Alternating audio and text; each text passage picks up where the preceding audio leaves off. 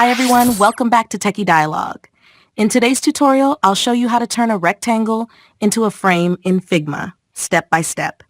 This technique is super useful when you want to structure your designs or convert shapes into reusable components. If you find this tutorial helpful, don't forget to subscribe to the channel and click the notification bell for more design tips and tricks.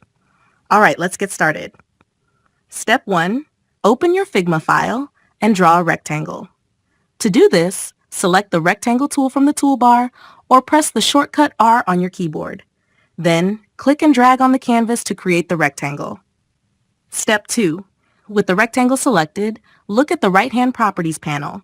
Make sure the shape is indeed a rectangle and not a frame yet. You'll notice it says rectangle in the layer name. Step 3. To convert the rectangle into a frame, right-click on the rectangle. From the context menu that appears, select the option Frame Selection. This will transform your rectangle into a frame while keeping the dimensions and position intact.